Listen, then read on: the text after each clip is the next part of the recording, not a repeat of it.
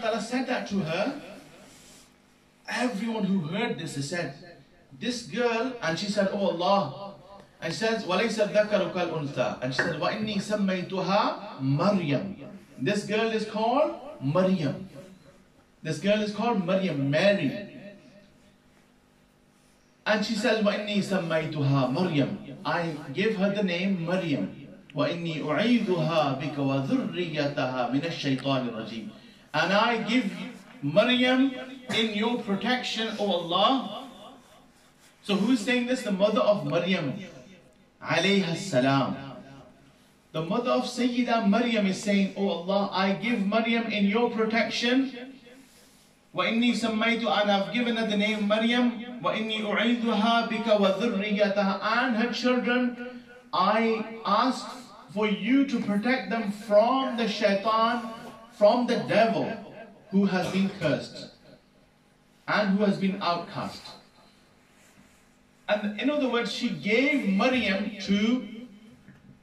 dedicated her to the deen. So she wanted to give the boy and make him a scholar. But Allah says, look, I have given you a girl, and the boy would not be like this girl. This girl is special. So she said, oh Allah, I wholeheartedly give this girl in your protection. I want her to learn the deen. So this girl, Sayyida Maryam, and who is Maryam? Sayyida Maryam is the mother of who? Isa alayhi salam. So we are talking about Maryam now, Sayyida Maryam. She was a young girl, and when she was 12 or 13, so even before then, when she was young, when they heard this, when the people heard this, all of the people said, we want to look after, because the mother said, I will send her to the mosque, to Masjid al-Aqsa to learn. So everyone wanted to look after Maryam. And there was a competition. There was a competition as to who will be the caretaker, the custodian of Maryam. All of the men, all of them, all of the community, they wanted to look after this girl because Allah says she is special. And they said, who to choose who? And they said, well, you're going to have to raffle. So she was so special, the people put a raffle in. You know what raffle is? You put names in a hat and you choose a name and say, all right, the raffles come out in your name, you are the winner. And the raffle wasn't an easy raffle. They said, okay, there was a flowing stream. There was water flowing, and they said, put your pens in the water. Put your pens in the water, and whoever pen flows the other way, like a miracle, he will be the one who will look after Maryam. So can you imagine that if the water is flowing in one direction, you put anything on it, it will flow in the same direction. It would have to be a miracle for something to flow in the opposite direction. So they all put their pens in. Are you listening? Don't play with your nails. They all put their pens in, and whose raffle came out? Her uncle's raffle came out. And who is her uncle? Zakaria alayhi salatu wasalam, a prophet of Allah. She was so special that a prophet of Allah had to put his name in a raffle, and then his pen flipped the other way and he started going the other way and said, this is the pen of Zakaria alayhi salatu wasalam. So وَكَفَّلَهَا Zakaria. We gave her under the protection of Zakaria. So this girl is so special that Allah says no boy will be like her. She is special. And then he says that, look, you have to raffle for her, protect for whoever looks after her. Then a prophet of Allah, Zakaria, a prophet of Allah, was chosen to look after Maryam. Move forward, please. وَكَفَّلَهَا. And Allah subhanahu wa ta'ala says, فَتَقَبَّلَهَا رَبُّهَا بِقَبُولٍ حَسَنٍ وَأَنْبَتَهَا نَبَاتًا حَسَنًا. And we accepted her, we accepted Maryam in the best of ways. In other words, Allah accepted her in the best of ways. Allah chose Maryam. He gave his mom, her mother, a baby girl, and he chose her, and then he says, we accepted her for our deen, for learning Islam in the best of ways. and we raised her in the best of ways. وَأَنْبَتَهَا نَبَاتًا حَسَنًا. We raised her in the best of ways. وَكَفَّلَهَا Zakaria, and we gave her to Zakaria. Zakaria was the khalu of Sayyida Maryam. So your khalu is your mom's sister's husband. Your mom's sister's husband. If your mom doesn't have a sister, then you won't have a khalu. But most of, if your mom has a sister, she's your khala, she's your aunt, she's your khala, and her husband would be khalu. So, Zakaria alayhi salam was a prophet of Allah. And Zakaria alayhi salam, at that time, he was an old person. He had a white beard. So Zakaria alayhi salam used to look after her, and she lived in her inner room. And she stayed in her room, and he used to teach her, and she used to spend most of the time reading namaz. Don't play with your pen, with the pencil, look at me.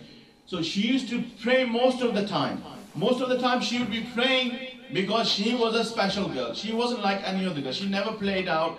She was in her room, in her chamber. And then every time Zakaria would go, he would be the only one who had access. So according to narrations, she lived on the first floor. She lived on the second story. So he used to put ladders, and he used to go up, and he used to open the door, and he used to close the door when he left. So no one could go near Maryam. And every time he would open, and no one else had the ladders, he would go in, and Allah subhanahu wa ta'ala says, كُلَّمَا دَخَلَ عَلَيْهَا زَكَرِيَّا الْمِحْرَابِ. Every time Zakaria, can you not sit straight? If you're tired, you can stand up. Either sit like this or sit like at-tahiyyat. Every time Zakaria went to Maryam, and how old was she? She was at the time 12 or 13. So some of you might be 12 or 13. Some of the boys might be 12.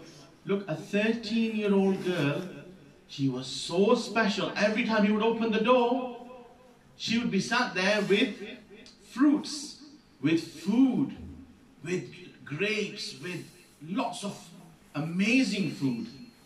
And he will say, كُلَّمَا دَخَلَ عَلَيْهَا زَكَرِيَّا الْمِحْرَابَ وَجَدَ عِنْدَهَا رِزْقًا. Yes. If you don't need to, then you shouldn't go. But if you have to, then you can. Okay, the rest of you look at me. Every time he would go in there, he would find food, but not food from this world. The girls especially need to look at me. And he would be saying, قَالَ يَا مَرْيَمُ أَنَّا لَكِ هَذَا. Oh Maryam, where did you get this? Because he knew that the only one who could bring her food was him. He looked after her. And she used to say, قَالَتْ هُوَ مِنْ عِنْدِ اللَّهِ. This is from Allah. She was so special that Allah Ta'ala used to send angels, and the angels used to bring food from Jannah for Maryam. Every time, her breakfast, her lunch and her dinner, every time she had food from Jannah. Amazing, amazing girl. And the angels used to call out. The Quran says, وَإِذْ قَالَتِ الْمَلَائِكَةُ يَا مَرْيَمُ إِنَّ اللَّهَ اصْطَفَاكِ وَطَهَّرَكِ وَاصْطَفَاكِ عَلَى نِسَاءِ الْعَالَمِينَ. So when she used to pray, angels used to make calls. She used to hear the angels. Oh Maryam, Allah has chosen you. Imagine you're a 12, 13-year-old girl, and you hear the angels say, Maryam, Allah has chosen you. Allah has purified you. Allah has chosen you above all of the women in the world. She was the most special woman, girl in the whole world. There was no one greater than her in her time.